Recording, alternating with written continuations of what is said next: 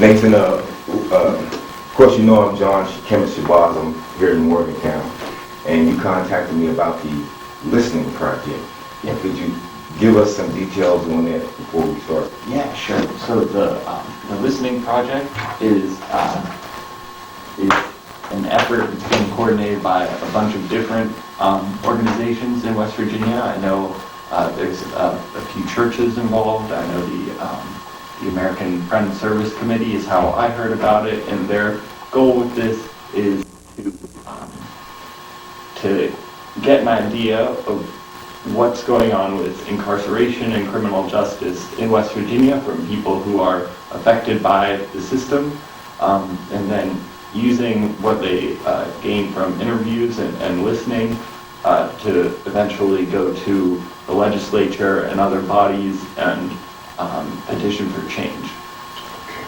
Now, I'm familiar with the American Friends Service because I had some contact with them before in the past. Mm-hmm. They were recommended by a dear friend of mine as a contact body to deal with racial injustice in the state, mm-hmm. because she knew that I was an activist and I had dealt with racial injustice, racial and economic injustice. Mm-hmm. So, because now myself personally, I'm going to tell you out front that I'm an activist, but I was primarily concerned with the disparities that black people have within the state, and that's one of the reasons why I'm here today to have contact with you. Right? You know, the state's mostly, it's about 95% white, so we have to be able to reach out to all communities in order to be able to try to correct the disparities that we go through. Mm-hmm. You asked me to fill out the sign this consent form. I'm going to do it, even though I'm a Ward 2, and we don't enter into contracts. Okay. Okay. Meaning that we have some issues with contracts.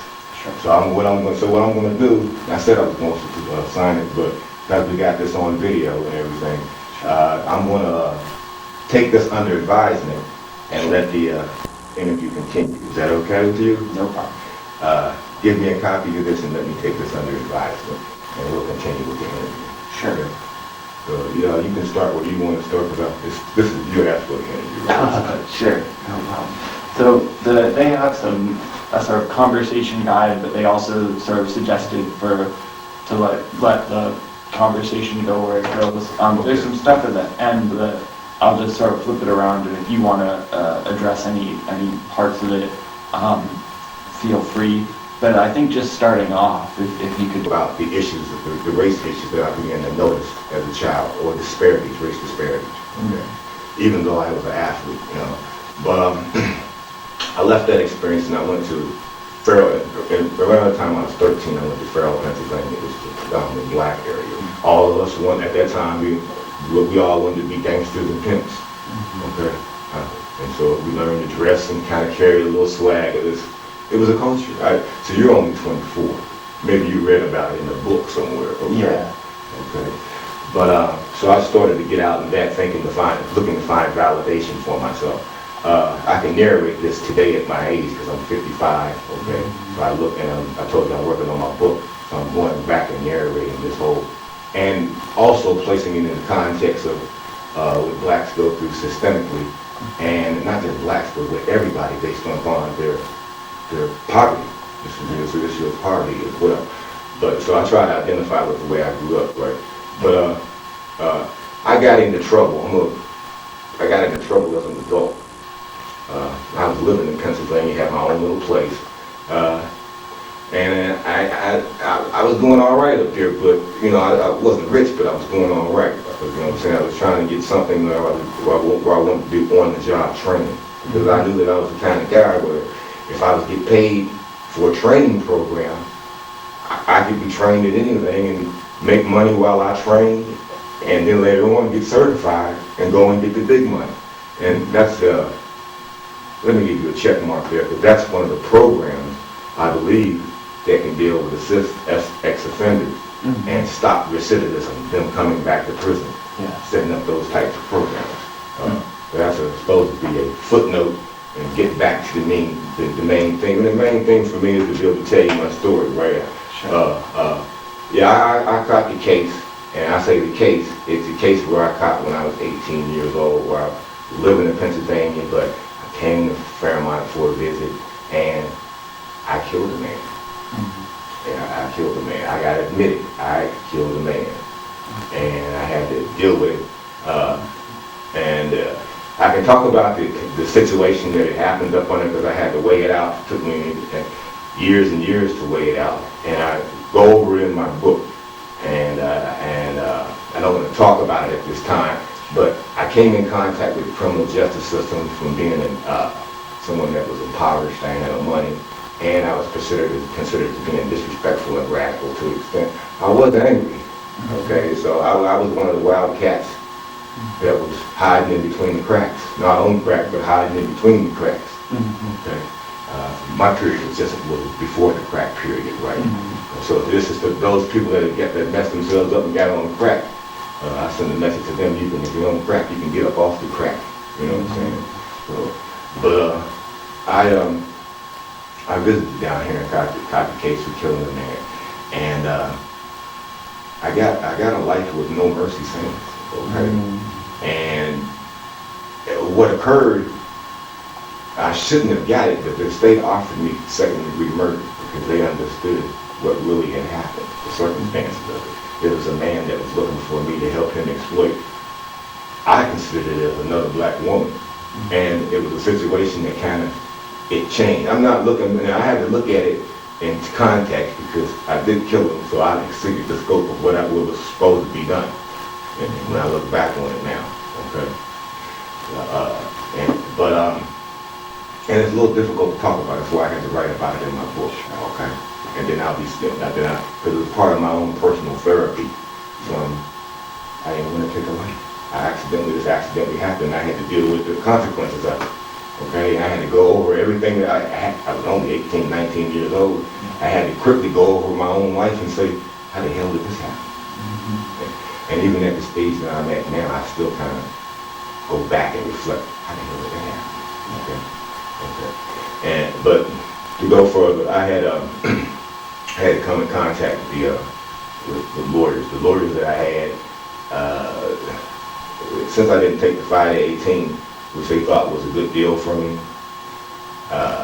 they kind of sold me out. I ended up getting life without mercy before an all-white jury. And I felt at least some black people should have been on the jury. I felt I didn't get a fair one. And you know what I mean? And that, as a 19-year-old, of course, that pissed me off. I had an attitude behind that. And the attitude I had, really, I was seeking my identity. And so I went with this attitude of enragement or this righteous indignation. Hey man, I didn't get a fair one. You know what I mean? And I took that energy. Now that energy could have been self-destructive, right? But I took that energy and picked up a pen, started writing, and started studying myself. Did self-awareness, trying to find myself. Okay. And so it led me to different philosophy. I read, for instance, I read the autobiography of Muhammad Ali. I'm talking about this on, I read the autobiography of Muhammad Ali, and prior to that time, I didn't like Muhammad Ali. Okay? 'Cause I had friends of mine that tried to push Muhammad Ali on me. You gotta like him, you know what I mean? And I was like, no, I mean, he's okay, but he's taking it to an extreme, you know what I mean? But once I read the autobiography of Muhammad Ali, I thought Muhammad Ali was bragged too much. My grandparents didn't like me. I grew up in church. Okay?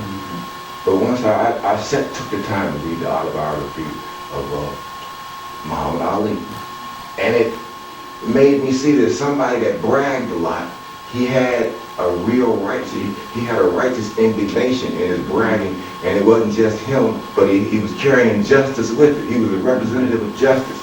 So he grew up as a country boy in Kentucky somewhere, Louisiana. His personal experience of having been made to feel inferior, even though he was a superior athlete, inferiority complex, people attempted to force it on him. And that was his way of saying, hey, I ain't going for that. The rest of you guys can go for that, but we're cutting a new path here, you know what I mean? So, I had to gather that enthusiasm and place everything that happened to me, even though I killed the guy, I had to look at it when I started changing after I did about 6.5 years. I said, hold on.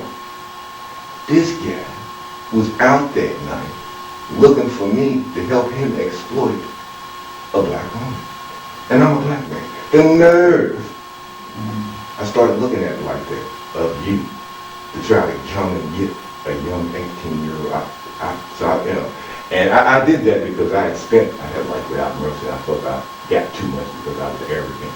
And they said, okay, if you're going to be arrogant, we're going to show you that you're not here. So, but anyway, it changed about me. And what happened also is I had the success of, I had a Jewish lawyer, I got to talk about him, okay, Bob Cohen. I had 2 prior lawyers to him, and all of them had sold me out. Okay, so I was in the law books myself. I was working as a law clerk at the prison in Manuscript, West Virginia. And I miss talking to you about that stuff because we got to have part 2 to this thing because it's really deep, right? When we're going to talk about having to go to the prison system as a young person, having killed a white person in West Virginia, you got to deal with the attitudes of, I had to deal with attitudes of everybody. You know? Even other black prisoners, you would think that we would all get along. We don't all get along. You know, but we do get along, right? And you get along with anybody that you can be, that you know, that looks at you and says, okay, we gotta coexist. Okay, we gotta coexist. You know, if you treat me with courtesy, I'm going to treat you with courtesy. Okay. Yeah. Now, with me, I include my identity in who the hell I am. Now, some people can't handle that, and if they can't handle that, guess what? They got to get the hell on away from me. You know what I mean? Because I'm not going to feel comfortable around you. You know what I'm saying? But then that could change. I've been around. I've had, you know, I told you I was in the prison system, so I've been around people. If I start dropping names, and you hear about these people, you wonder, you know. But some people, I've been around all different types of people. And courtesy and whether or not they can respect you makes a difference whether or not you can coexist. You have to be able to assert yourself without violating the rights of people. And that takes, I'm preaching a little bit, but this is you got to go in there. It takes life skills. I had to work on self-development. And the autobiography of Muhammad Ali, going back to that, gave me a good model, okay? A good model. And I'm in favor of trying to get support for this. I'm in favor of taking a field trip to the Muhammad Ali Center. Maybe you and I can get on board with that. A noble cause. Get a van, we're here at WVU, and we go from here to the Muhammad Ali Center. That's a legitimate rites of passage. Miss Muhammad Ali, I got to give it, I got to say that, man. But let's move on, because, you know, he spent time in jail himself for evading the draft, okay? And see, he was once vilified, and now he becomes a hero. Well, believe it or not, that's the story of the black man in America that's been vilified, but really, he's a hero. He shouldn't be off dribbling a basketball making millions of dollars, okay? But that's what the United States, colonialism in the United States does. They give him $1 million to go dribble a basketball through a hoop. They make that the model instead of a man like, for instance, Malcolm X, okay? Now he goes from being vilified to being a hero post his death. He has to die first. Okay. Yeah. Wasn't Jesus like that? The story of Jesus dealing with Rome wasn't it like that? If you really want to deal with real Christianity, you got to talk about that story too. You know. Yeah. But not to say that equate myself or anybody with Jesus or the Savior, but it is a story of resurrection. Okay. And that's what we're really about, is resurrecting. I'm about trying to resurrect and save people that look like me. And save myself in the process. God has a gift for me. And that's what allows me to be able to communicate to you like this. I hope I'm getting everything on picture. I may not be able to, but you can send me your... Definitely. Okay? I'm going to let you talk, and you let me go on and on and on. Yeah. You're good. I think it's going well. So. Okay. Ask me some questions, man, because I'll give you a little bit of time to... I got some paperwork here that I want to be able to show you and get your comments on. Yeah. Okay, and I'll keep... Because while we're going with the flow, I never did really get to the experience of, like, first I went to Marion County Jail after I was convicted. I was up in there in my arrest, right? And that was an old castle-looking place. But one of my sister's brother, he was the chief jailer, Lambert Eccles. I'm gonna drop names where they need to be dropped. He ran that place, and he had the respect of the prisoners. He could run that whole jail by himself. Okay, and so you know. So anyway, I was there at that facility there for a period. For 2 years I spent there, back from 1982 to 1984. The Marion County. Marion County Jail, yeah. From the moment of arrest, because I waived that tradition, because I went back to Pennsylvania after that happened. And they got me in Pennsylvania and held me. West Virginia came and extradited. They came and got me. I waived that tradition, came down here and faced the charges. Again, I got convicted, and I kind of have with it, that's why I put it in the book, wrote it down, because I have a dissociative about it, because I want to get away from it, but at the same time recognize it and as a platform to be able to instruct others. This is how it went down for me, and I was able to get in touch with myself and get some assistance, but it took work on my part.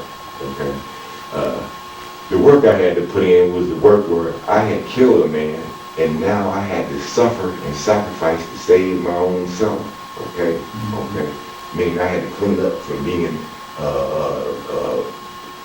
a certain type of person. I had to clean up from that type of way of behavior. I had kind of become disconnected from being out in the streets, having to I become angry, and I got away from having been stable. You know, don't get me wrong. The anger was a righteous indignation, but it wasn't properly directed.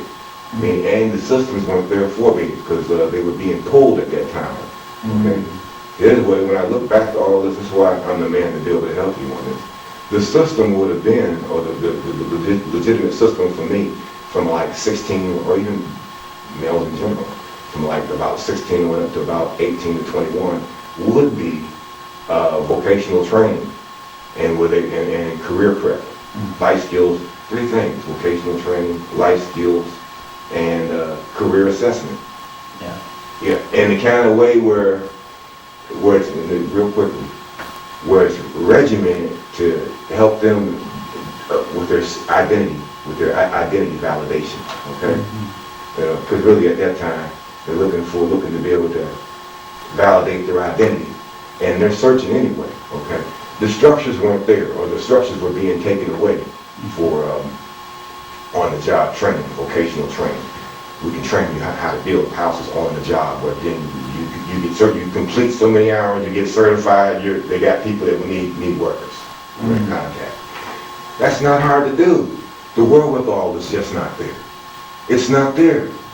Why did we? I ask questions in the interview as well. Why did we stop? Okay, and even though I talk about my experience, there was other things that helped. Job Corps. I went to Job Corps, but when I was like about 16, I hadn't been properly prepared for it. I was just thrown into it. Okay, and at 16, some people aren't developed enough to go to Job Corps. Okay, at 16, I wasn't groomed for Job Corps at that particular time. You know what I'm saying? But I think Job Corps is you should have other sites on the job training. You're aware? Are you AmeriCorps Vista? I was in 2014. I did AmeriCorps Vista too, and that's I was telling you I'm jumping around here, so if I do that, no problem. But I did that too, and I was one of the early people to experience that AmeriCorps Vista program, right? But I'm going back. Let's go back again to my arrival. Let's say at Moundsville, okay?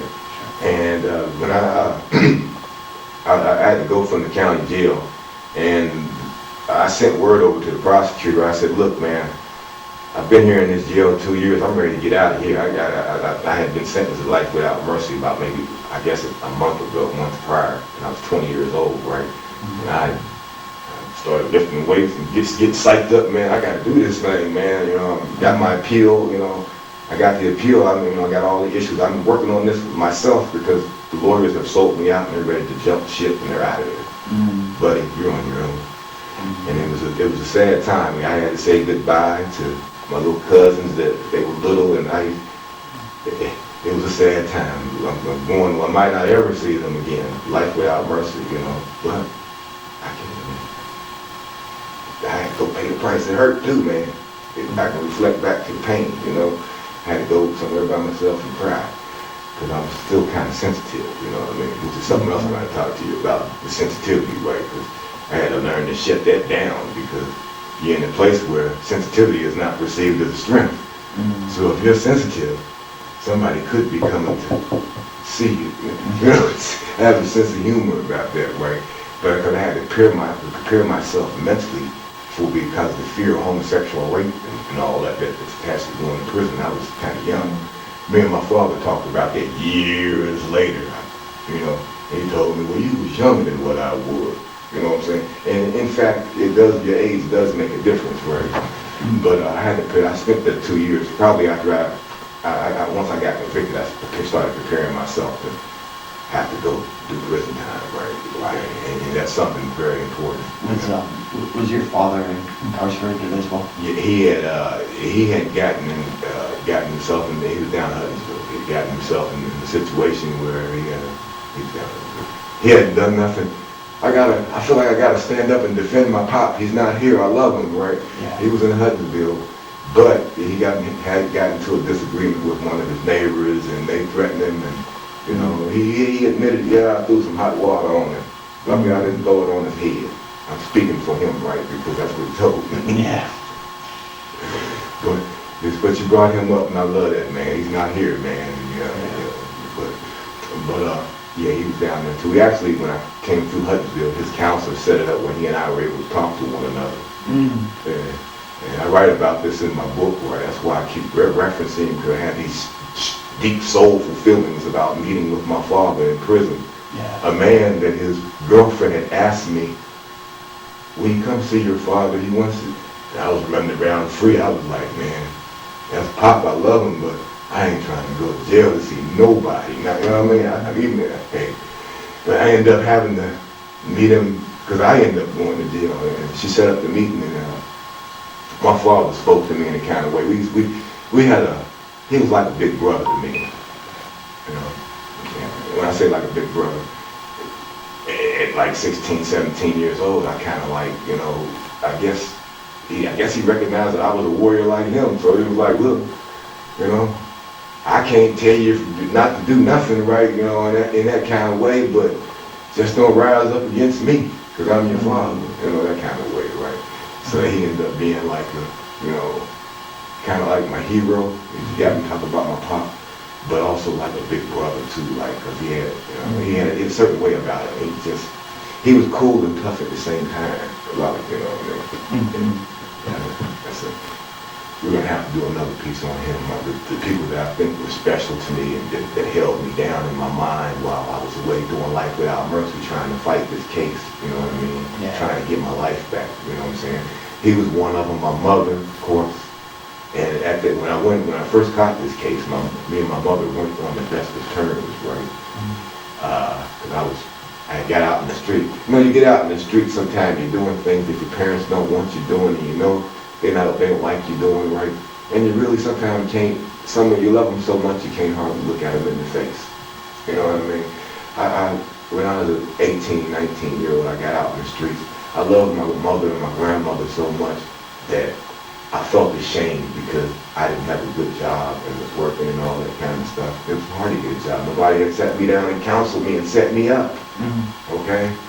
Not that anybody was supposed to, but when I look back on it, it would have been a lot easier because, you know, but, so once I got out in the streets, I kind of got away from the people that really love you, you know what I mean, that really know who you are, you know.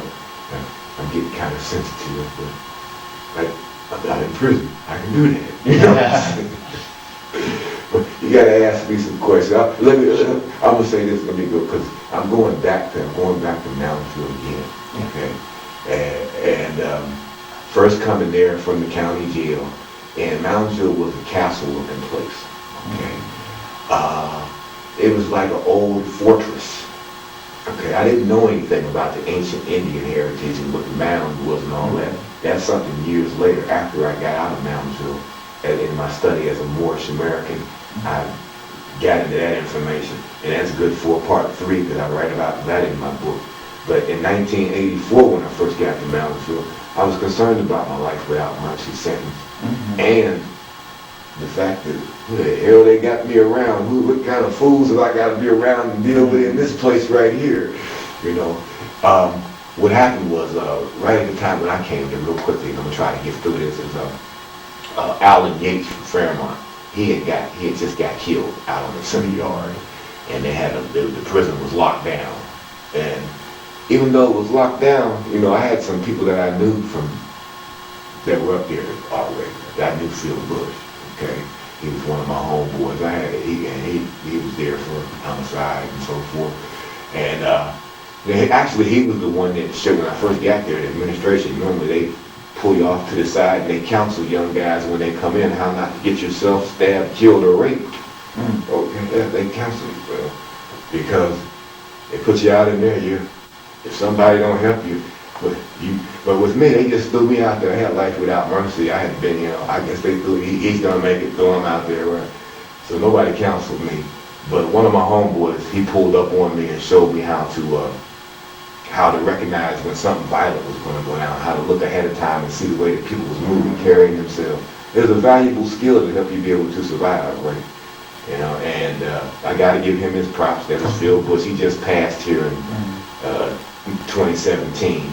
Okay, got a lot of brothers I met in on the inside, right? I got to drop their name, Jimmy Gardner, because he's one of the people that we worked on his case. See, my time in the law library, Phil Bush was also a what you call a jailhouse lawyer, and having been sold out by the lawyers, not having no money, they started politically. You end up being used as sort of like a political football for politicians. You know, like the prosecutor's trying to make a name for himself, he's running for office, right? You catch a case, and in some situations it might not have been you, okay, but they pin it on you because they can make it like example. There's been examples on the national level. On the national level, you would have seen the situation with the Willie Horton case that Bush used. The daddy, not the son. He used that case to be able to get in office to generate a backlash, okay, politically, to beat I forget the guy from Massachusetts that he was running against. But anyway, it was the same type of thing with me. See, the prosecutor used the local political people. They can use the case politically. You know what I'm saying? Particularly at that time here in West Virginia. So, Jimmy Gardner was also one of those people that I met in the law. Like Phil Bush, Jimmy Gardner. There was a bunch of them that were in there, and we operated up out of there. I went through I'm gonna get this on the record. While I was at Moundsville early, I say after the first 6 months that I was there, I was in the law library, and I met all of them. And we had a camaraderie. Well, I mean, if you was a law library clerk, no matter what you look like, you know what I'm saying, you was my colleague. You'd be a white boy. I mean, well, it worked like that because we were all in there with the law books, and we respected the law books. We wouldn't allow anybody to tear them up because that's taking away of your freedom, your gateway. Okay? The law books, the law library become a gateway to be able to gather the facts in support of your release. Literally. Okay? And see, Moundsville was a situation where the prisoners had filed a lawsuit against the facility. I gotta talk about this, Crane versus Boarding Culture. Judge Arthur Reck ruled in favor of the prisoners, and it put the prison administration in a deficit. And they had to set up there was a special oversight commissioner put over it that communicated directly to the Supreme Court and the governor on making upgrades. I mean, the facility had been condemned, held unconstitutional, and we were still there at that place. Yeah. Okay. I haven't got into that. That's why I tell you, it's deep. Okay. You know, the place was supposed to be haunted and all that kind of thing. I know you heard about that too. Yeah. See, I should take you with me and we should get rich on this, right? Because I'm probably the only black guy that will tell you that I experienced the poltergeist experience at Moundsville. I write about it in my book. Ain't no maybe so. Supernatural, spiritual, yes, there's some spiritual stuff, supernatural stuff going on at Moundsville. We see, and this is getting off, but it's part of the whole experience, right? We theorized on it because there were a bunch of killings at Manuscript, right? And one of my colleagues, Mohawk, once theorized to me.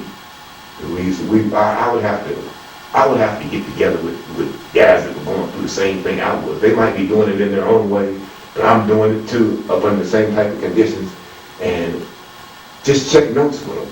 So, did this happen to you? And you know what I mean? And even though he did his time a different way than what I did my time, he was still going through the same thing.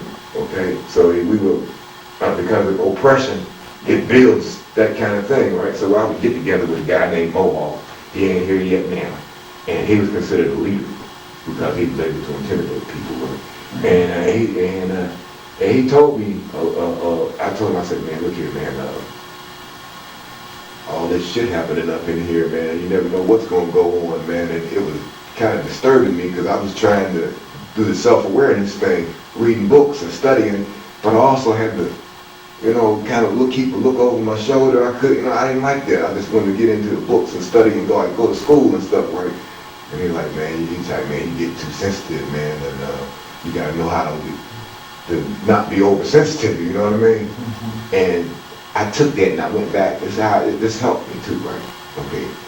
I took that and I went back. I was studying this visualization stuff at this time. I've always been into visualization. You visualize what you want to do, then you just go ahead on and do it because you've seen it already in your mind.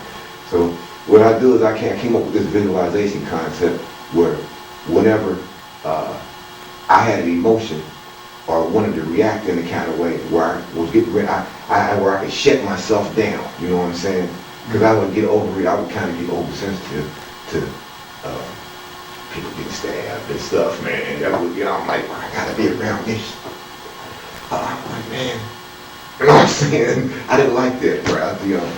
And he like, nah, man, you can't, you can't get, and because if you get oversensitive and overreact to it sets you up. You know what I'm saying? So I had to learn I had to force myself to shut myself down to that stuff. It was hard, right? Because I wasn't made that way, right? But I learned how to do that, right? You know what I'm saying? But what I found out in doing that, I shut myself down to it, and I recreated myself, okay? Like, for example, I went in as John Randall, but the name that I have now is John Kemet Shabazz. And now it's in 2009, I got L on there, right? And it was done, that shows my transition and search for identity, okay? Now, Shabazz was the name that Malcolm X had, and Malcolm X, the autobiography of Malcolm X was an early influence on me. I missed that part, but I write about that in my book. I got that while I was in Pruning Town, as a matter of fact. I tell people the truth, okay? Ironically, it was a librarian who was a white woman that first brought me what would be considered black nationalist or militant black culture. I was down in Pruning Town, I was mad.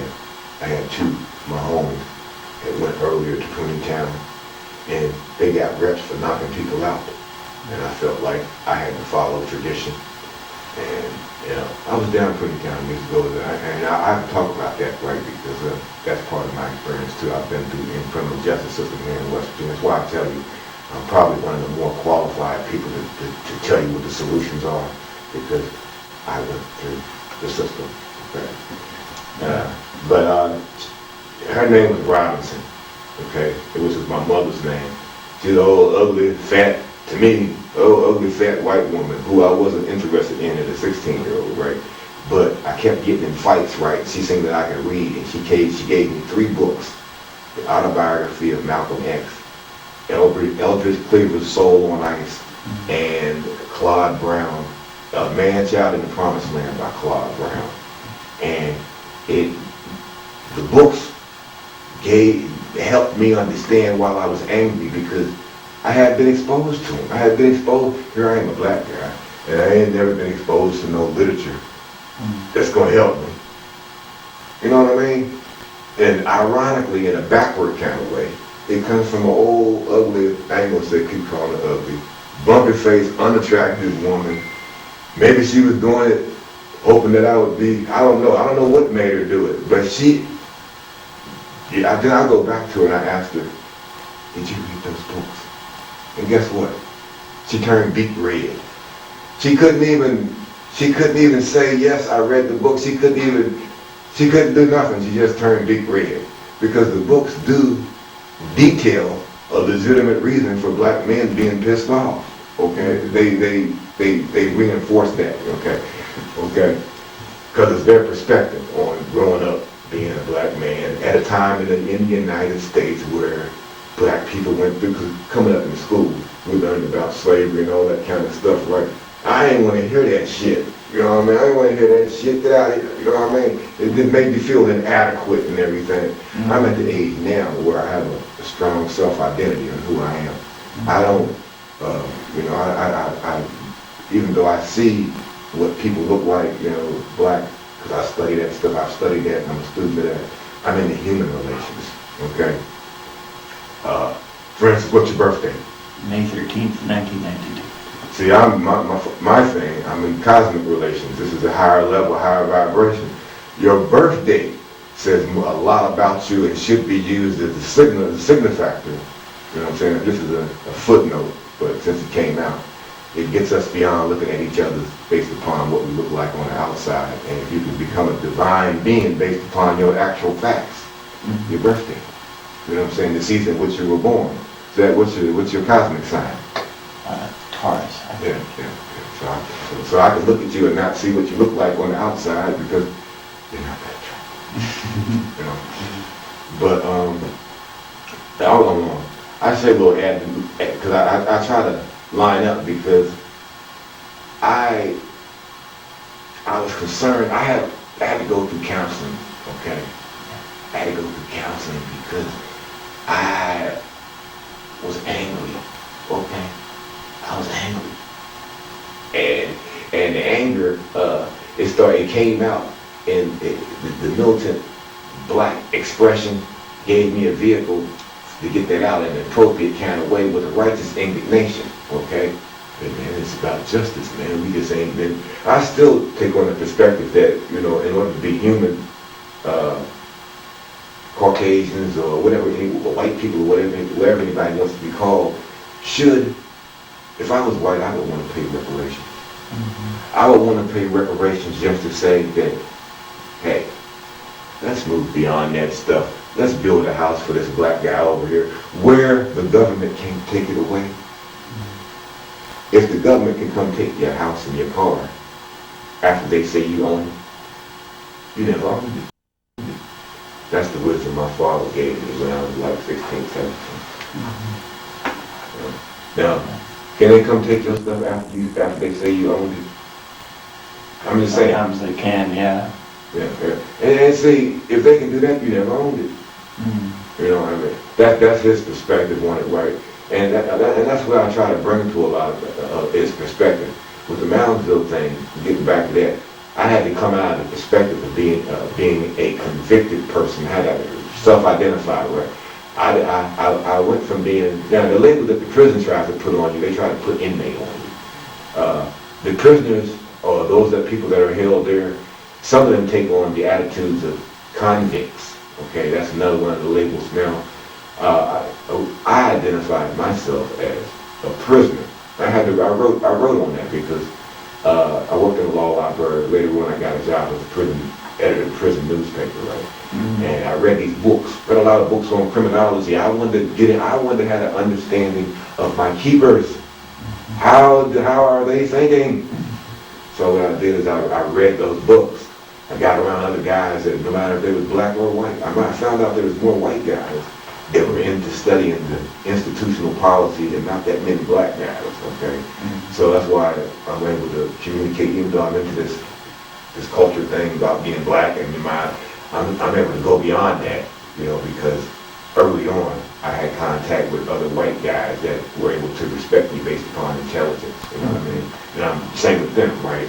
They had a certain type of information that if I was on the look for, I could get it. And that information might mean you like that. Okay?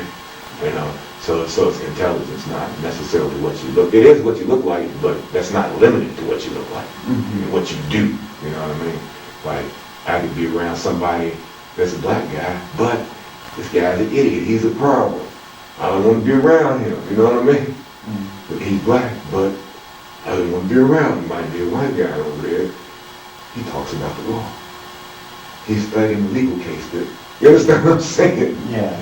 And that's the way it is. You gotta be versatile enough, you know, to be able to look beyond what people look like on the outside. And that was one of the things that I had to grow beyond because, yes, I read the books that the white woman gave me, Miss Robinson, and I identify her as a white woman, right? But and it was on dealing with black militant, black culture, the Black Panthers, the black Muslims. Later on, I started, after I caught this case at 18, 19, that was a 16, 17-year-old. At 18, 19, after I caught this case, by the time I got to 20, 21, I was identifying with them when I went to Moundsville as part of my self-development. Because it put me on an independent self-development away from being identifying myself as an inmate, which is what the prison administration, they want inmates, right? And I felt like I ain't with that. Now, the guys that are on the inside, they identity, the convict culture, I was forced to respect the convict culture, okay? Meaning that no matter what you look like, if you're a secure convict, meaning you're a convict, meaning that the prison administration, I've got a problem with my keepers, okay? As long as you respect me, you have to understand the convict culture, right? Now I talk about that a little bit in my book, right? Convict culture is based on that kind of like the warrior culture, you know what I mean? Meaning that I was told early when I first got to Moundsville that if you have a problem, somebody bigger than you fight like a gladiator, and you'll get respect. And that's the kind of way I get it. That's the way I mean, I don't even identify as a gladiator because I'm trying to come as a diplomat, not wanting to fight.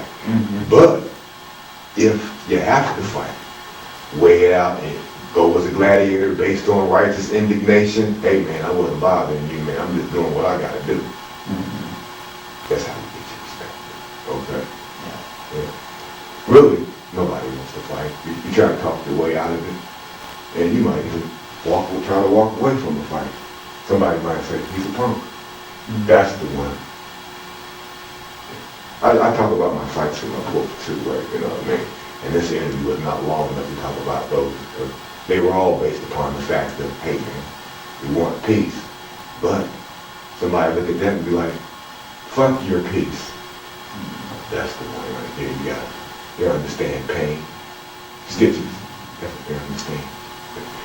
So it's part of the convict culture right here. Yeah. Some guys in the convict culture, the inmate culture, guys that are incarcerated, of course they have to deal with depression, mental issues and so forth. You have to be able to sift through that population, or else you end up, if you don't watch, you end up how can I say, because you're in close proximity with certain types of people. That's why I lean toward the law, because at least they were studying a case or something, right? What's going on in prison. You got some guys that spend their time, you know what I mean? And that's not where I'm going with this. I want to be able to focus on the guys that do go to the law library, that do program. When I say program, a lot of times the prisons don't have legitimate rehabilitation programs. They have programs that what they have there, I mean, if they got them, go along with them. But really, with that rehabilitation, you gotta want that stuff for yourself. And you gotta start that process, you know, identifying who you are, knowing that by being a savage, you might go out like a savage, you know. And what you wanna do is you wanna, you know, self-develop, be a civilized person. Yeah, and learning how to be a civilized person was one of the things that Malcolm X went through. That identity, right? Now, you know, he was a Muslim, okay? You seen did you see the movie, you read the book, you know the story, right? You know the story. You know the story. Okay. Yeah. I bring him up again because I got him early, and I didn't get him from my grandparents nor my parents, okay? later on, when I identified with the Muslims and so forth, I actually, after I was released from prison, I was involved with them, right? I used to work for them for a period of time. They asked me, there are no Muslims in West Virginia or West Middlesex, the area that I grew up in Pennsylvania, because I told you that was all white experience up there. Yeah. And they knew about it, right? Because they were over in Youngstown, Pittsburgh, right? And they asked me, because, you know, they quiz you, okay? What brought you to the Nation of Islam? Okay, no, I couldn't really get a job. I'm jumping around here in my chronology, but after I got out, I really couldn't get a job. And the people that gave me a job were my grandparents' church out in West Middlesex. I used to work out there. And the Nation of Islam. I used to work the housing developments as a security guard. You know, getting paid like about $5, $6 an hour. But it was a job. It helped me get a girlfriend. When somebody get out of prison, I get a decent girlfriend because I got a job. You know, I wouldn't want to see us work. They really want to, you know what I'm saying? They really went up there, and I didn't talk about that, but I'm skipping around here a little bit. Sure. But and even in my book, I don't talk about my domestic situations with black women. Right? I try to get there at the end of it, and I end in my book. I did that so I could get my chronology together. I did the book for that reason. Okay, because I had these intense stories to tell. Yeah. Okay, and this, I was to be part of a prison movie at Manuscript one time, toward the end of my sentence. Two white guys, I might add. I'm going to drop their names. I think Richard Stewart. Still got the memorandum of Richard Howard show. They came to me and it was like, look, man, we got this prison movie that's going on. We're asking the warden to do this thing, and we want you to write your script for it. We wrote ours already. Okay, and so I did write a script for it, and later on I extended the script that I wrote for the prison movie into my own book. But the book that I write in longhand is also the script for the prison movie. And it talks about my experiences there, and it names people by name. I need help typing it out. As a matter of fact, I brought a preliminary copy with me in the middle of this way, because I keep referencing it. And I brought some, this stuff is for you. You're going to have to, you can take this and go over it when you get it home, okay?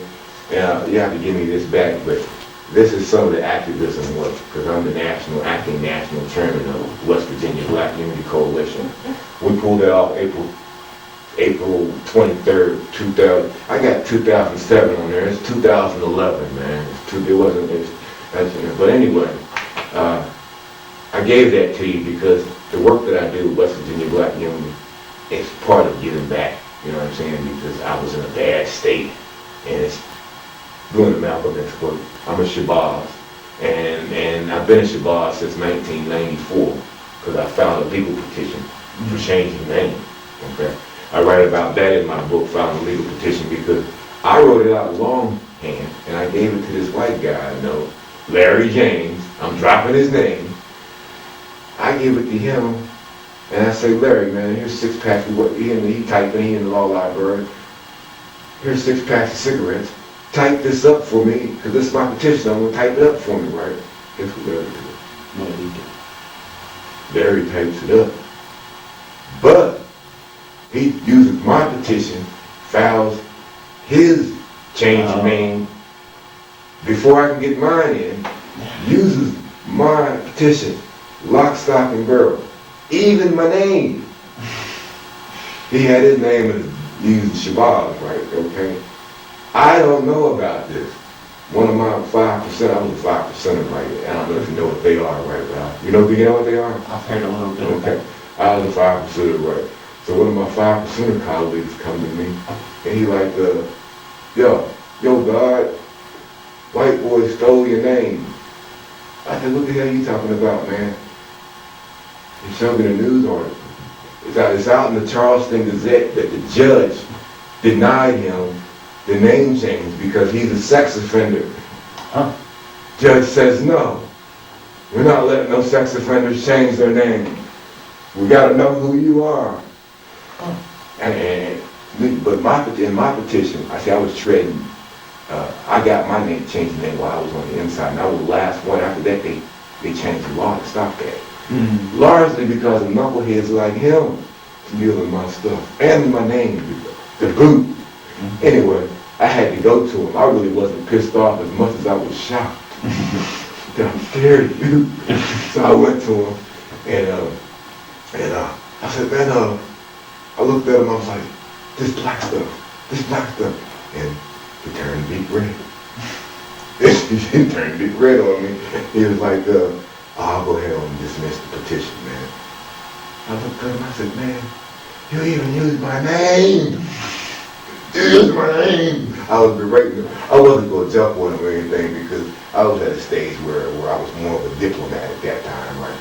Yeah. Okay. Like I had to grow while I was in prison. Where I was there 12 years. So I went in when I was like young. But even in my early stage, I'm really not a violent dude, okay? Even though I was there for a violent defense. I'm the kind of guy, if you pushed up against the wall, I can't fight you down. Because I had bigger people try to jump me when I was a kid growing up in Pennsylvania. I ain't had no older brother, and they underestimated me. And they threw the punch, and I was able to slip the punch. And like, you done fucked up, man. I'm trying to get your ass whooped. It's been like that too. Yeah. So I carry that with me. Yeah. I don't swing first, but I know how to get out the way of a punch and counter. Yeah. And I just make sure I just lay that out there. Yeah. Remember, I know you gotta get out of here. I know. I just heard. I want to make sure it's. Yeah, I think it's still good. Okay. What was that? Maybe I should check mine. This probably done went off here, right? Oh, we still good. He had to call me on the phone. Oh, man, they got me stopped, man. What do I do? All right, man. Well, it's the kind of thing. That's why I'm telling you, a guy like me, we need to train people to go back in and reach people at the prison, not only just the guys on the inside so they don't recidivate, but juvenile camp so they don't recidivate. You know, as well setting up these vocational centers where you do life skills. I gotta try to stay focused and get it out. Life skills, vocational assessment, vocational and career assessment. Because a lot of us have arts background, and we just have to know how to focus our energy properly. The traumatic events of killing a man, going through prison conditions at Moundsville, people get killed around you, stabbed around you, raped around you. You're going to try to grow and develop underneath these horrendous, in a facility that has been condemned and supposed to be haunted. Okay? How you going to make it through? There's an evil spirit coming through every other moment. Okay? And really, I had to deal with that where I had to drop down and pray. I had to pray. My good friend Jimmy Gardner had to do the same thing with Tauger. He had to drop down and pray too. I'm a spiritual person. It was forced upon me. Otherwise, I won't be here. I'm still one today. We used to be soul brothers.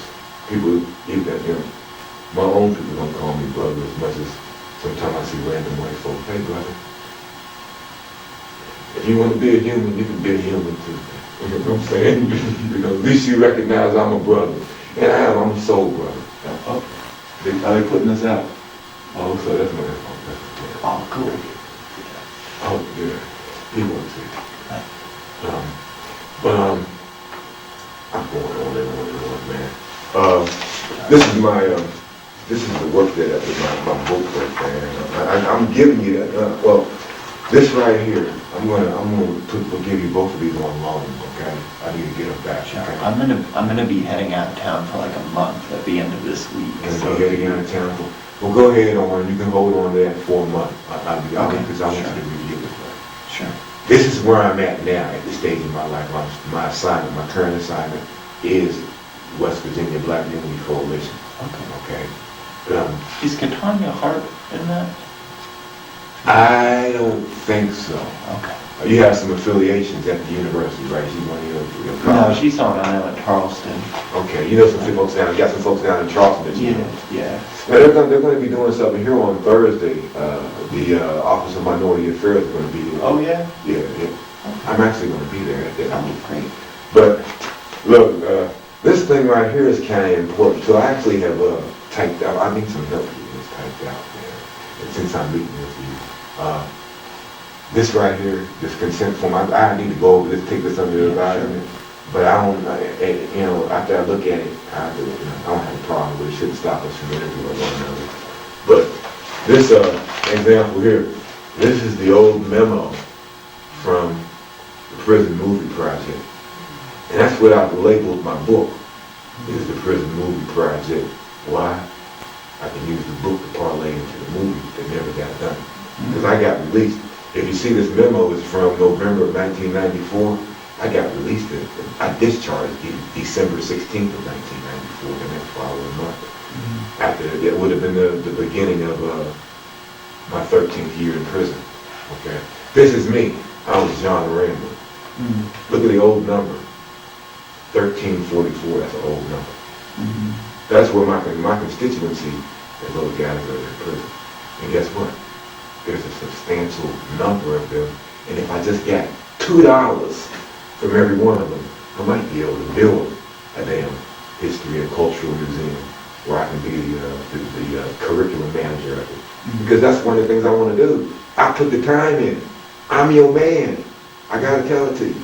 I'm your man. I got a legal background too, where I got my conviction reversed back in, we got conviction reversed back in 1988 through the Supreme Court. Okay, it set new precedent dealing with police misconduct. The cases, you can read, take a little time and check it out for yourself. State versus John Randall Jr. 360, Southeastern 750, 1988. The West Virginia Supreme Court said the police basically kidnapped me and brought me back down here from West Virginia, from Pennsylvania. Yeah. When I told them, they were interviewing me, and I told them, I said, look here, man, I don't want to talk no more to you. Because they started saying, well, your fingerprints are all over the place, and you told this one. And I told them, I said, man, I ain't got no lawyer. I don't want to talk no more to you. Well, learned a hard lesson. They used a statement against me, okay, to get me indicted. But later on, conviction gets reversed based upon the fact that that's an illegal interrogation.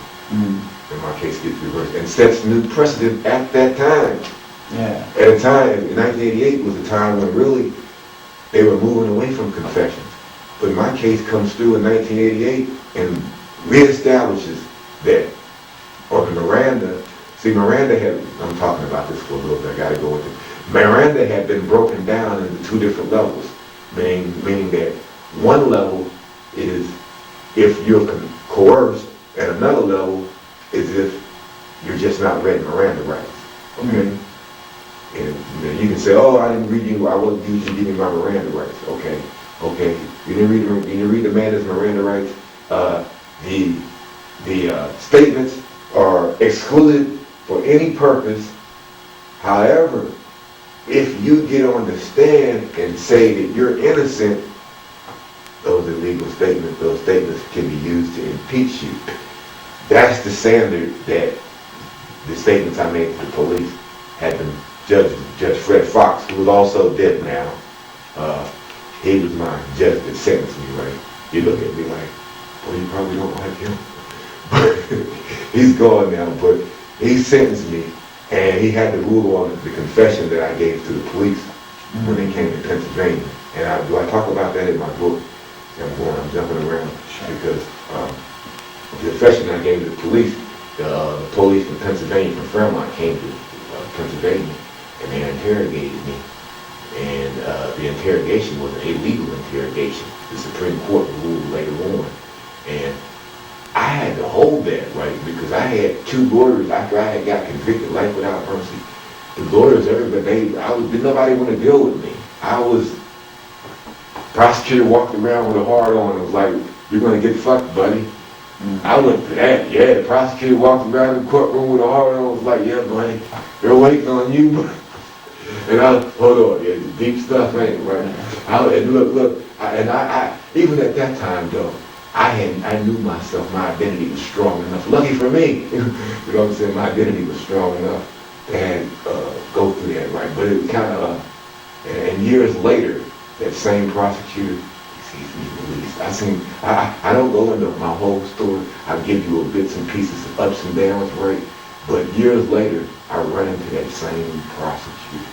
And it's like I was able to think for myself, to file a petition to expose illegalities in the state system. But the lawyers I had, they sold me out. It wasn't until I got Bob Cohen and Bob Cohen was appointed by the Supreme Court after two prior lawyers sold me out. Even before him, Bob Bastress, he was initially appointed by the Supreme Court, right? So I know Bob Bastress up here. You shaking your head, you know Bob too, right? Yeah. Everybody knows Bob, right? I like Bob, he's personable. But Bob was appointed first, and when he got appointed, let me tell you, I was in a terrible situation. I had gotten myself in trouble, and I was on lockup, and I was getting ready to get set up to get killed. I was in a bad situation when he got appointed to the case, but I was young, and I want to end because I don't want to. No, you're fine. How old were you when that? This was before you were at Moundsville or after Moundsville? It was while I was at Moundsville, okay? Okay. That, or working on my appeal, okay? I went from the county jail, and when I got to Moundsville, within the first year I was there, I was good for about 6 months. And one of my homeboys, Phil Bush, I was looking for my identity. I was young, and I write about it in the book because I had to get it out. I was young, and I was still expressing my youthful identity, and I had my little gang identity from being in the area that I was living in Pennsylvania. When I say gang identity, I had my identity from the area that I lived in Pennsylvania. Okay, what you got to do in order to be able to survive. And I understood that. I didn't want to give that up. You know what I mean? But I was in West Virginia, and I had a rivalry with the black guys my age from Charleston. Because they were like, man, you from Charleston is where it's at. You from Fairmont. Fairmont ain't. I had that stuff going on, and I was getting along with different little cliques. I had to deal with the cliques of being in jail and everything because I had my identity and wanted to express it. Anyway, my homeboy comes to me and tells me, he said, look, man, if you don't stop carrying yourself like this, the administration is going to lock you up. Okay? They're going to lock you up. I said, man, who is you? I had done this one time before. I did the same thing down 20 times. I'm just young and arrogant, right? I told him, I said, who is you to try to tell me how to do my time, man? I got life without mercy, man. You got your time, dude. Let me do my time the way I want to do it, man. I'm not you. I got a different type of style than you.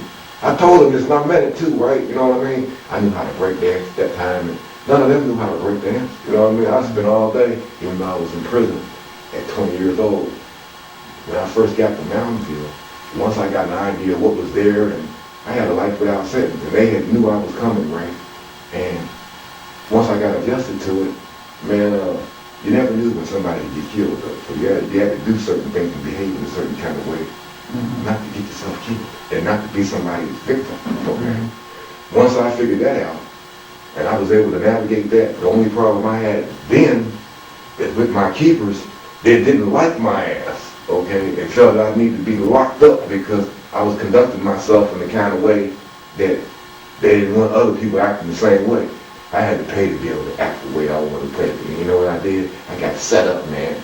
And this hurts even till today, right? But I had did enough work. I had did enough work with my criminal appeal to get that in, okay? Lucky for me, because the prison administration set me up exactly how my homie had warned me. Let me tell you, it was the guard that I had been from Town that didn't like me, that remembered me from Town. He walked up on me. And this is a regular systemic move that this is why I know about systemic discrimination. He walked up on me, looked me in my eye. And at this time, I wasn't doing anything. I was working on my appeal. He seen me with books and papers all day long, you know what I mean? And if I hadn't got my work in, him doing this to me would have stopped me on my appeal, and I'd just be in prison for life, you know? But anyway, he walks up to me and said, Randall, you need to shave. I knew what he was doing, you know what I mean? So I was like, I knew him from back in Town, so I played him like he was a clown. I laughed. I said, he was a funny guy. I laughed in his face, right? And I moved away to walk away from him. And guess what he did? He quickly stepped in front of me and, you saw. yeah, yeah, yeah, that's what he did. And it stuck. I got immediately locked up on the spot. And I ended up having to do, it was like 6 to 18 months on lockup, isolated in a little itty bitty ass box. And I'll never forget it, man. It was hot as hell. And they had me up on the top tier in the middle of the summertime. And I remember I was in that cell and a little itty bitty ass, I could touch both walls, had all my stuff in there, and the fan going in the hot ass summer. And man, it was, but by the grace of God, I made it. And when I say hot, it was hot. They sent fans up there and brought you ice water and stuff like that. But shit, you know, I had to do like 6 months up there, man, and that hot. And in the summertime, and it got hot. And once that's, excuse me for talking like that, we live in a little bit. Once that steel, see the new facilities today, they're air conditioned, okay? But this is old school down here. And this is not air conditioned. This is the top tiers. And it got to like 110 up in the church, right? 110, okay? No air fluid, okay? They would take us out once a day for rec. Well, you know you get 3 hours a day for rec, okay? But I for nothing, I got locked up for like 6 months, you know what I'm saying? For nothing.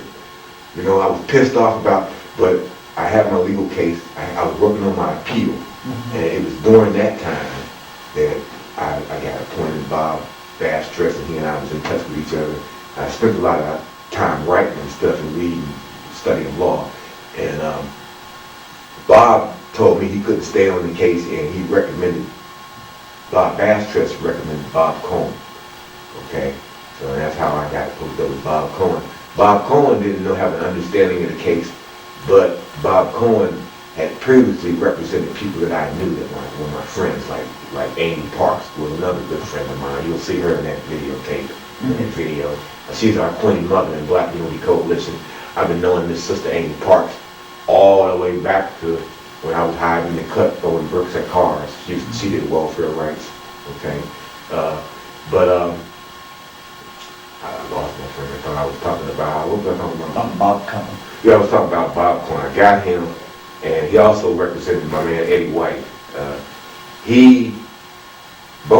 Cohen and I, because he was Jewish, I had to add, and I was very skeptical of lawyers because I had been sold out, and I'm working in the law library. I'm understanding this stuff for myself. I'm understanding that a lawyer ain't nothing but a slick certified con artist, right? This is what I'm feeling, right? You know what I'm saying? Plus he gets paid, and I don't like cops, but these damn lawyers, they ain't shit either. You know, this is the way I'm thinking, okay? But I had to do a background check on Cohen.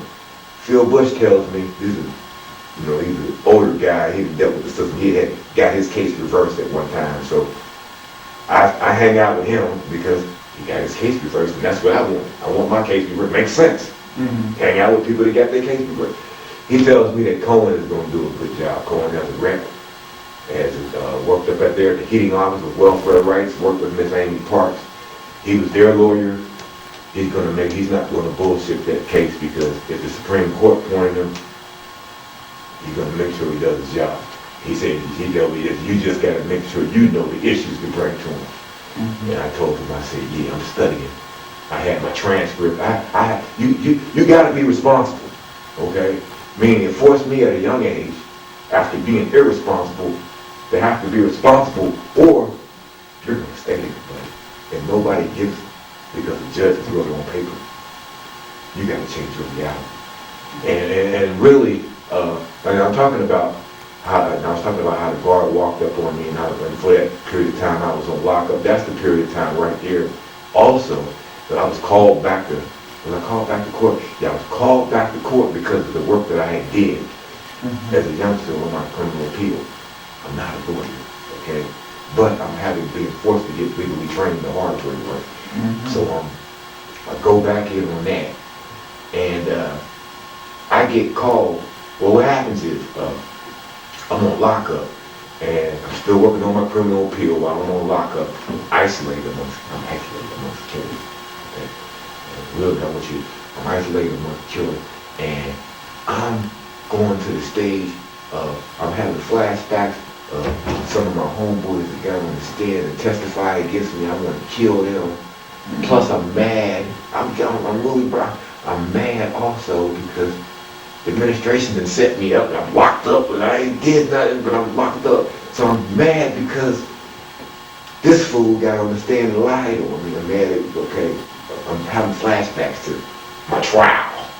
Okay, having flashbacks to that, and it's affecting my health. I've got an ulcer now. Okay, because I'm so angry and pissed off. Okay, because I had all this shit happen. Okay. And I can't hardly, I'm constipated because I'm scared too, because they got me isolated. When I say I'm scared, I'm young and I'm around. And everybody, I'm not cool with everybody.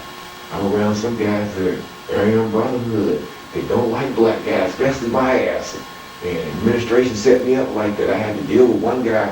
You know what I mean, I had to deal with situations like that when I was during that particular time. But I stayed focused on my case, okay? And again, Cohen and I began to work on the criminal appeal. The second time, we got it reversed in '88. Okay, '88. I go back. Before that, I go back to court. I go back to court from lockup. Okay, because the administration has me isolated. I'm a troublemaker. Okay, they got me isolated around the most dangerous guys in prison. I'm at risk. I gotta be strong. I'm a skinny guy. I gotta be just getting there. But I also was studying. I got selected during this period of time by, I left this out, this is important, by the Attorney General's office because I was in a law library working on my case. I also had a legal clerk position there. So I got trained and I got a diploma to that effect, which I'm proud of, by the Assistant Attorney General's office, West Virginia Assistant Attorney General's office. Okay? I used that today in certifying myself as a legitimate advocate for criminal justice. Okay? Because they sent their man up to train me because they was having problems with the writs that were being filed by the prisoners at Moundsville. Their attorneys were complaining that they couldn't read the writs and they weren't filing as hard a procedure, so they sent their man up to teach us that procedure. That was one of the things that I got. Okay? All during this time, I went from that, working in the law library, getting locked up, being over locked up, still being the jailhouse lawyer, talking to other jailhouse lawyers, even though they was in lockup, fighting their appeals and fighting conditions of confinement as well. Okay, all this stuff all at one time. I get sent. See, in order to be transferred from one facility to another facility when you're working on your appeal, your lawyer has to file certain paperwork that would bring you back to court. So even though I was on lockup, once the lawyer filed the paperwork, I had to go from Moundsville on lockup back down to the county jail because me and my lawyer had to talk and we had to prepare for the appeal, due process. They got to bring me back. So, and this is what happens. After 2 years, I'm up Moundsville. In the case of the reverse, I come back to the county jail. While I'm in the county jail, I'm swole up. Well, I'm not swole at that time. I'm skinny from being on lockup, okay? Because I'm scared. I'm in a bad situation, okay? That's what I'm skinny from being on lockup, okay?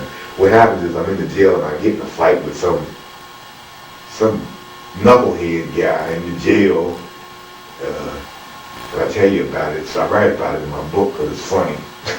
I'm watching boxing, and we're sitting there on the jail rank watching boxing. And some little skinny guy, he's an older guy, and I make the statement, this is going to be a nice fight. And the little skinny guy, he looks at me and tells me, you don't know nothing about boxing, you're still shooting green. It's a funny situation, right? And I tell him, I said, look man, you just can't talk to me any kind of way, you got to show me some respect. I've been on up Moundsville, locked up around killers. I come back to my home county jail, and some unknown guy gonna look at me and tell me that you're still shooting green. You know what I mean? I was only black guy on the range too, right? We were all white guys, right? And so hold on. So I tell him, I said, man, you just can't talk to me any kind of way. You gotta show me some respect. If you feel froggy, leap. I said, well, you're not gonna. I write about this in my book. I'm gonna get through this real quick. Okay. I said, you're not gonna tell nobody, are you? And he was like, no. And walked to the back of the room, looked at me, and was like, I couldn't believe it. I got up and went back there. I was working out pretty good. He hollered for the others to help. Help, help! Nobody. You know why? He had ran his mouth and talked himself into an ass whooping. It wasn't my fault, but he thought that those other people were running to help him. You know what I'm saying? He had to take that ass whooping. Anyway, I got locked up and put in the basement. He went out for stitches. I went in the basement for 30 days. While I'm in the basement, doing 30 days for that. I write about this in the book, in the book too. I'm not going to give this to you, let you take it with you, okay? On the strength, so if you find some time, because I'm looking to get my script done for this. While I'm in the basement, a friend of mine, while I'm in lockup, he's walking around as trustee. He comes to me and tells me they took the prison over at Moundsville and they're killing snitches. I'm like, hold on. I just came from up there. You're telling you putting me. I thought you putting me on. You got to get me a radio in order for you to believe me. I don't believe it. And he goes and gets me a radio. Yes. And a guy gets killed that was in the cell next to me on lockup. White guy gets killed. Jeff Atkins. He gets killed. But they were spreading around that he was up there for killing a woman that was pregnant, and they were spreading it around. He was a tattletale. I don't know the whole story on it, right? Sure. But it bothered me because he was in the cell next to me. It bothered me, and I had a spiritual experience. Man, I dropped to the floor. I was like thankful. I was like, you know. After that, it really changed because I was already nervous because I was in a bad spot. Okay. I was out in court because the good work, remember I got set up because the guard walked up on me, you know, because the way I was acting. I wasn't acting in the court with the way they wanted me to act, right? But I had to pay, that was some of the price I had to pay. Hold on. Let me tell you how I get off the lockup, right? I end up, I'm locked up in the county jail. I went from lockup in prison to going to the county jail and getting into a fight. Now I'm in lockup in the county jail. After being locked up, you know, I'm locked up. So I do the 30 days on lockup. I go back. This is after the takeover, okay? I go back. And because I was on lockup before the takeover, I got to go, I'm trying to get my lawyer to work it out. They tell me you got to go back to lockup after, I got to go back to lockup after the takeover around the most dangerous, and I wasn't even there. But because I was on lockup with them before. You're in the isolation? Doing the takeover, what they did is they took over the cafeteria, started from there, and then they went and broke out those that were on lockup. And they went out and killed people that they wanted to kill. Snitches and stuff, right? It was the people that were on lockup that the other prisoners, that whole story around the takeover of Moundsville, there's a book that talks about it, and it's really deep. Yeah. Really good stuff. It really hasn't nobody talked about that too much. And I got the undercurrent stuff because I was on lockup with them and was around them, these characters, these people, right? And but it's the story of the Avengers motorcycle gang, along in conjunction, going to the black leaders that were there and saying, look here, we're getting ready to take this place over, kill these snitches, and make this a convicts prison again. Because Moundsville had been known as the convicts prison. The convicts run. Even when I was there, the convicts don't run it, don't be ran. You know, the way prisons are ran today, they're run in an automated kind of way. You know, meaning the convicts in today's prison, it's less likely that the convicts run the prison. There used to be a time where you couldn't run a prison unless you had a certain percentage of the convicts working with you. Right. Like some cities, you can't run some cities unless you have a certain percentage of the people working with certain things got to operate, got to function and so forth. But you know what? I've talked to you for so long, and I could probably go on and on. That's why I wanted to keep reflecting back to my book, right? These are some of the things that happened later, right? And this is the prison movie project that I told you about. Yeah. And, as I was telling you, I was in the jail when the takeover at the facility happened because of the work that I did on my appeal. Yeah. So I missed the prison takeover, but when I went back, I was in the midst with all the most vicious. And that's when, I talk about this a little in the book, when I noticed, I seen a glimpse of the supernatural of poltergeist. I hope I'm not talking too bad with people out in the hall. I seen a glimpse of the supernatural poltergeist that was going from one person to the next person. And I had to study this supernatural stuff to learn about possession and all that, because it's not something that was, but I learned later on that these entities can go into people that are depraved. Well, who is most depraved than somebody locked up on North Hall in the worst of the worst situation? Those people, their thoughts and their emotions, right, were on a low vibratory level, and plus the environment was the environment where you had, I found out later, it was the proper environment for these entities to flourish. Old school North Hall of Manuscript. Because once I started hearing about Manuscript being paranormal, I reflected, because when I was there, I didn't hear that. And then I heard about this TV show, because I knew I had did the movie script, and I had heard that they did the movie without me and just took my stuff. So anything that came out with Manuscript, I was like, checking it out, see whether or not they stole my stuff, right? But I seen the little series with the haunted house and so forth, and I reflected back to that. I had to really study that culture, that there is information that says that's the exact kind of atmosphere, and I've seen it. I seen it. I felt it when I was on lockup in 2006 after the takeover, because they marched us. I'll never forget this. I just come back from the jail, 3 o'clock in the morning. They came in like Gestapo, and they marched us from South Hall to North Hall. Get your stuff, pack your stuff, in the middle of the winter. In the middle of the winter. Because it was the takeover was January 1st, 1986. In the middle of the winter, we went. After I come back from court, from South Hall to North Hall, it was the worst experience I ever experienced in my life, man. I was around people that was losing their mind, going crazy. They had my stuff. I slept on a cold steel bunk for about 3 days in the middle of the winter, on a cold steel bunk. Well, it's cold. And I tell people about, even after I got out of prison for 10 years, I felt that cold steel in my bones. You know what I mean? From sleeping on the cold steel bunk, right? But here's what happened. Here's how I got out of that situation.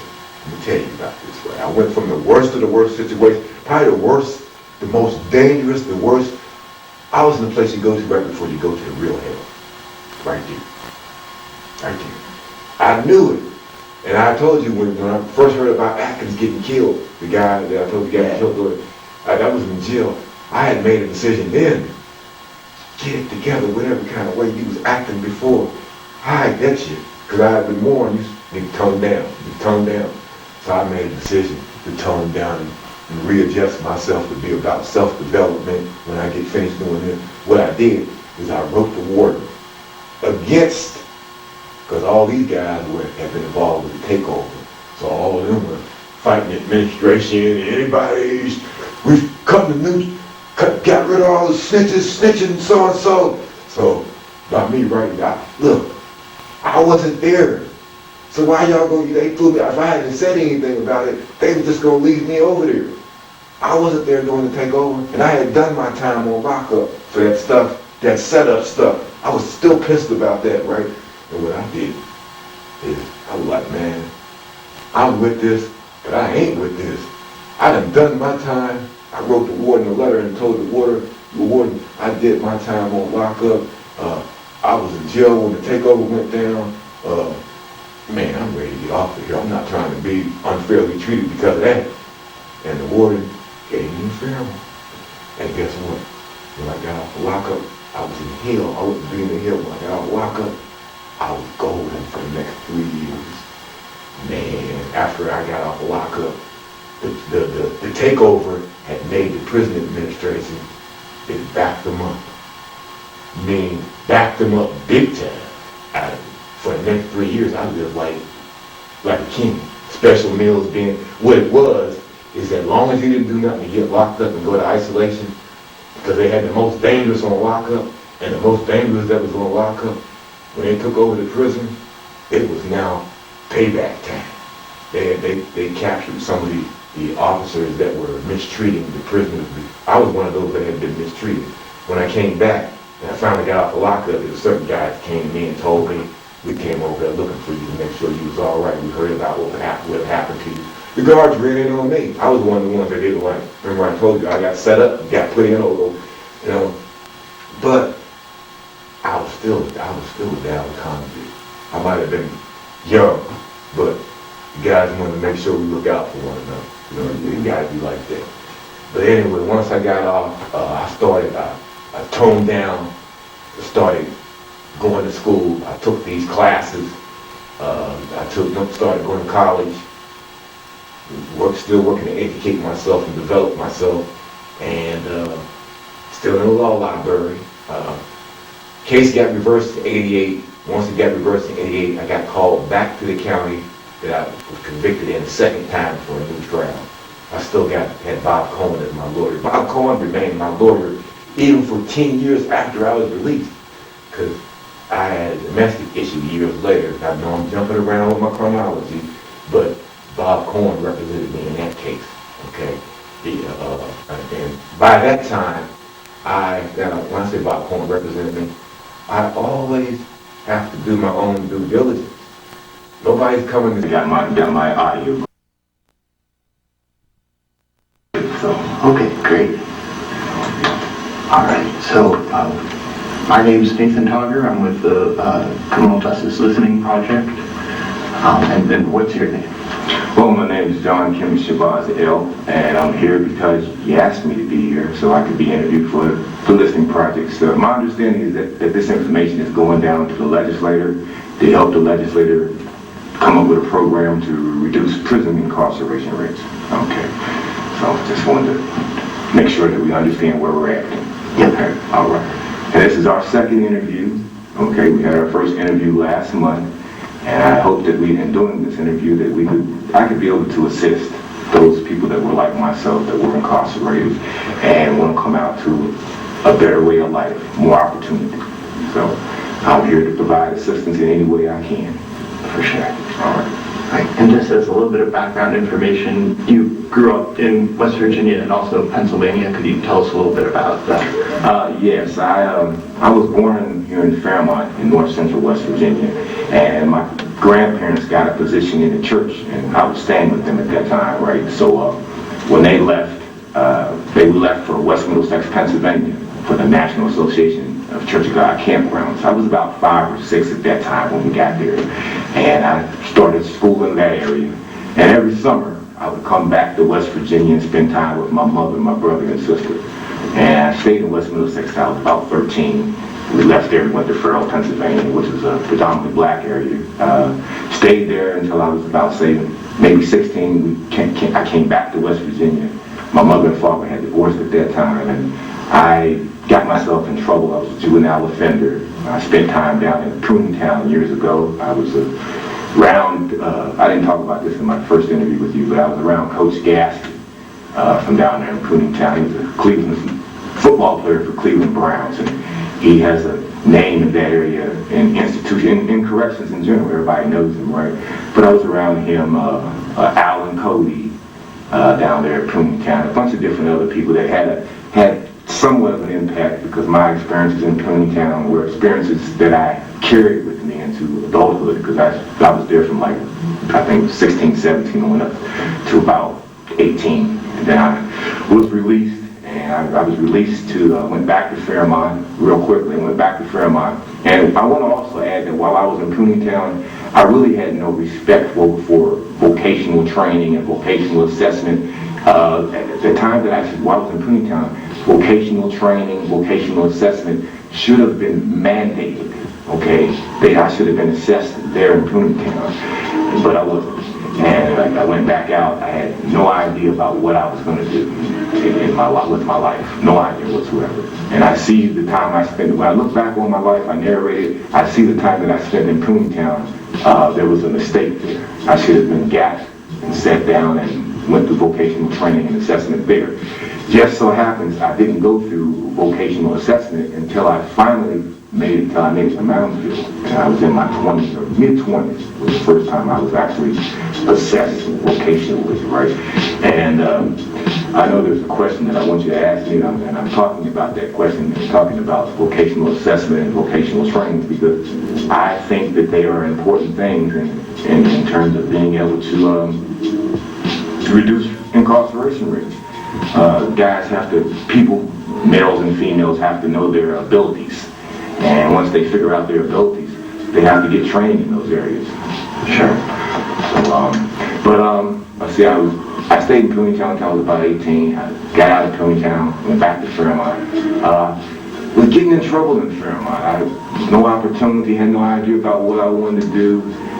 Getting in fights, just problematic, right?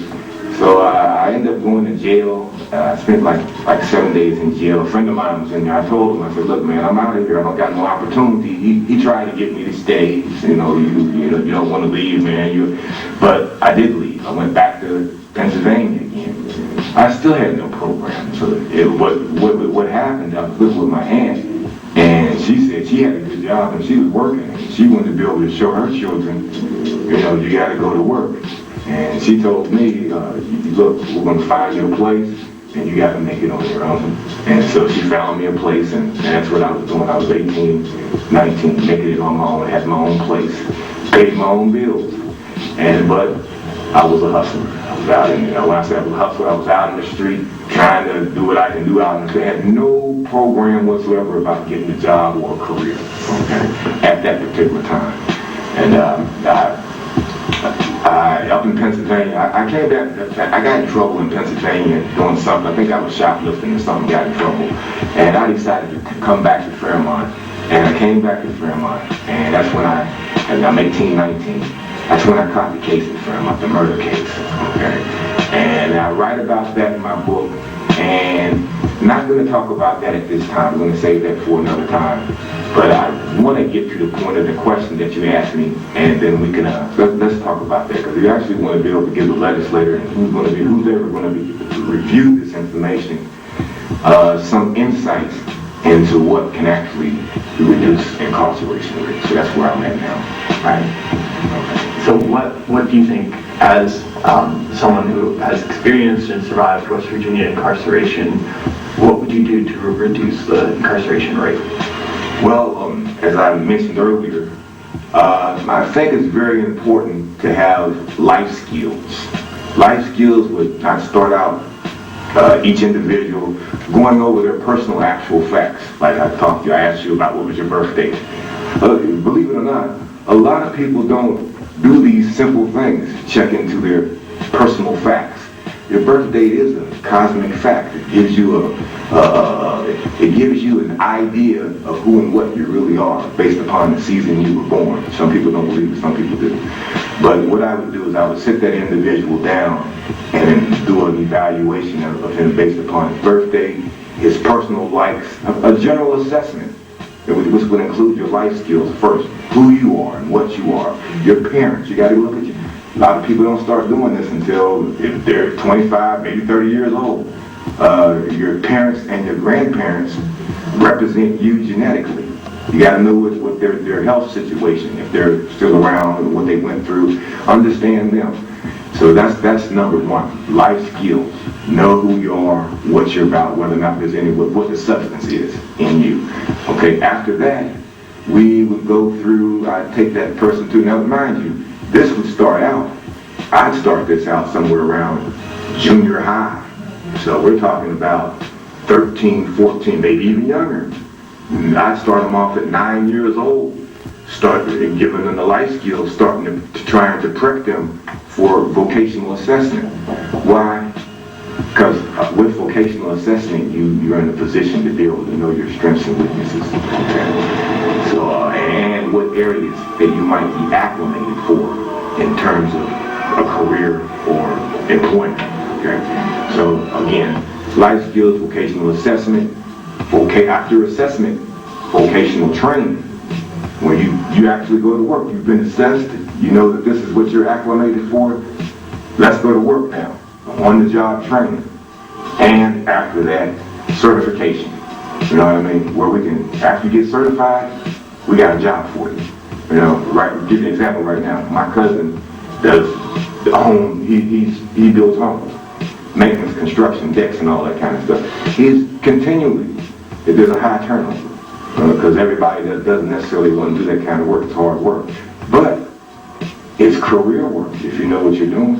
Okay, for somebody that's gotten himself in trouble at a young age, this is something where you can be judged by your work. If you want to work, it's there for you. And so that's you know, in so many words, you have to have an enthusiasm about life, okay? And the opportunity to move forward in terms of being able to have a family, you know, we find a lot of people nowadays, and I say a lot of people, some people, have a hopelessness. I'm not going to have a family, I'll never own a home, I'll never own a car, you know. I ain't going to say a lot of people, but some people do, especially those that have been convicted, incarcerated. Why? Because you carry the stigma of being incarcerated, and if you don't watch, you'll start believing it. So, as I told you before, this particular program deals with life skills, vocational assessment, and you guys can't take my stuff without including me, okay?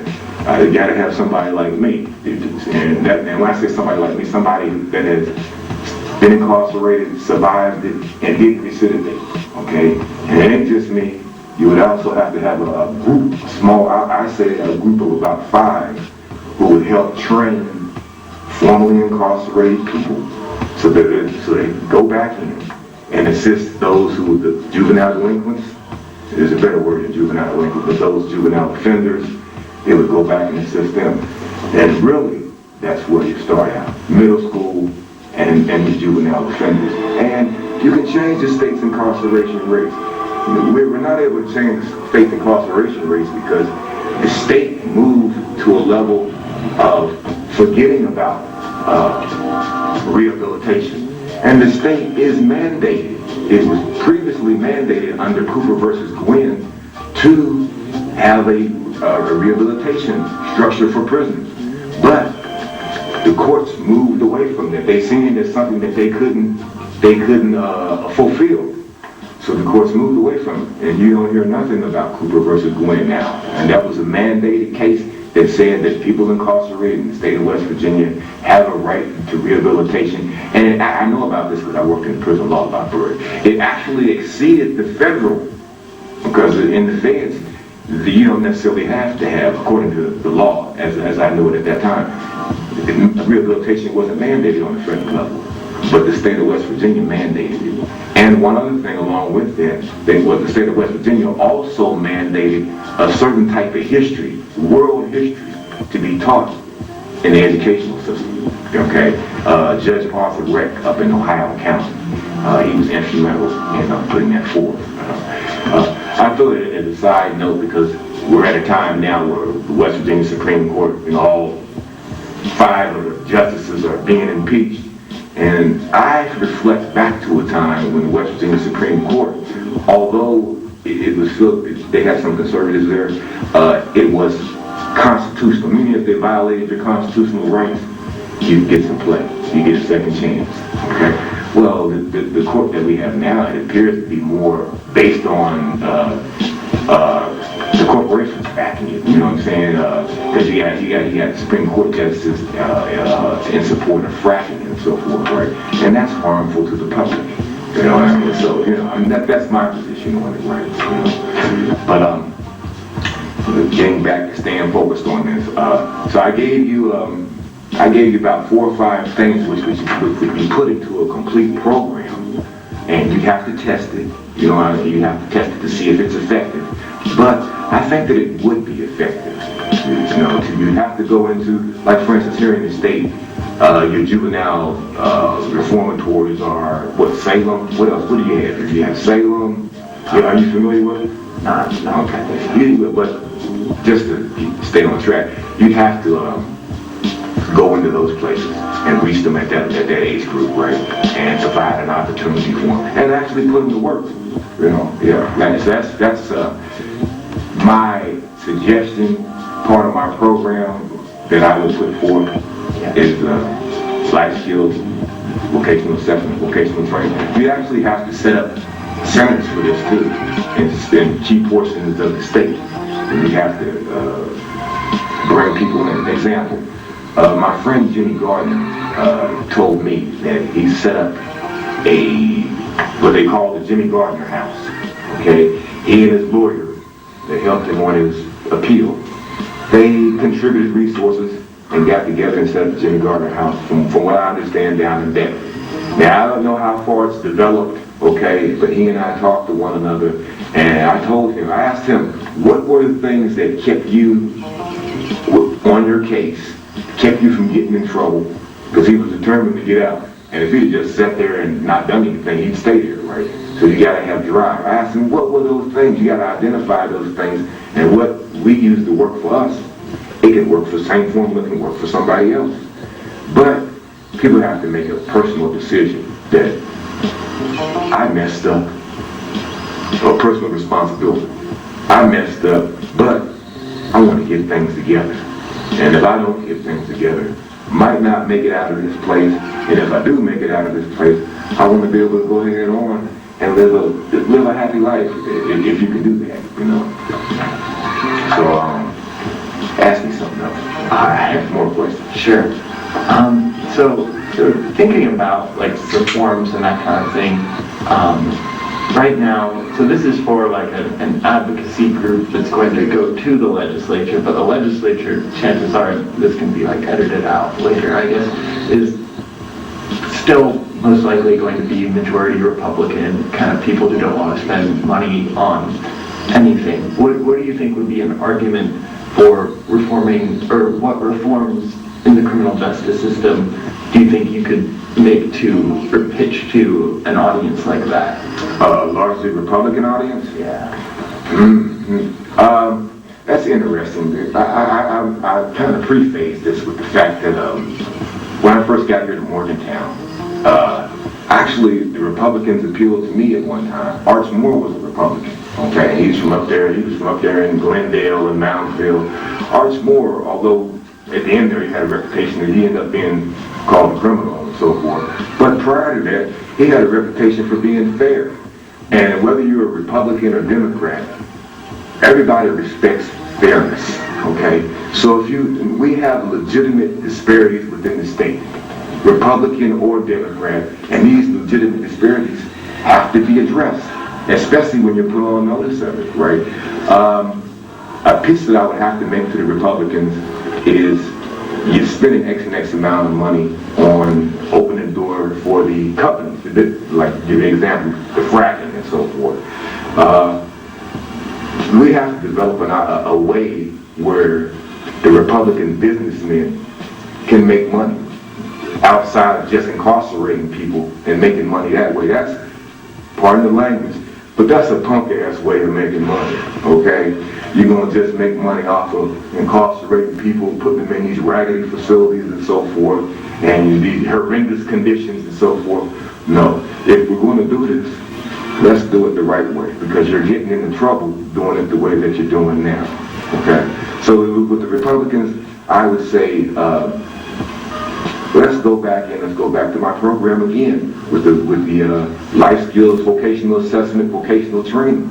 You can train people, specialize people in a specialized way to go to work for you. You don't have a workforce. They're complaining right now that we don't got enough people to work. We can't find people we got jobs, but we can't find people that want to train. You know what I mean? Well, you help discipline these guys while they're on the inside. So I say that the Republicans support this life skills and training program where you can help prep people that will be able to work in your corporations, that will be able to work, because the state has to have a business mentality in order to be able to function. Okay, so you know, if you deal with the state's incarceration rates and you help reduce them and provide programs and opportunity for training, like for instance the state up in, I think Vermont does that, okay?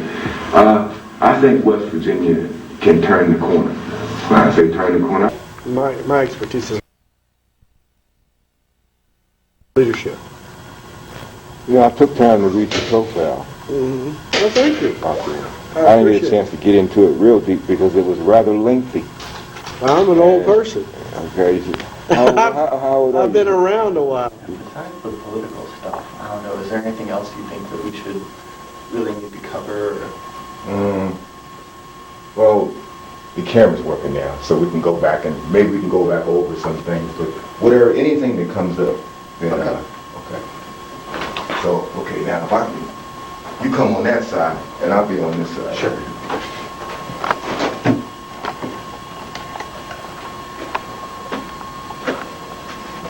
Oh, boy.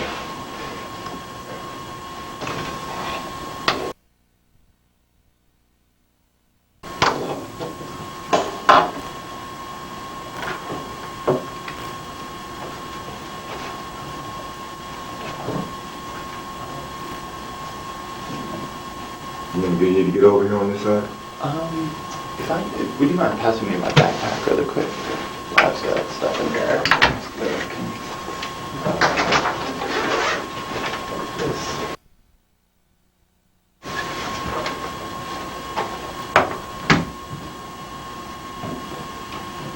That's one, sort of. Okay. Okay.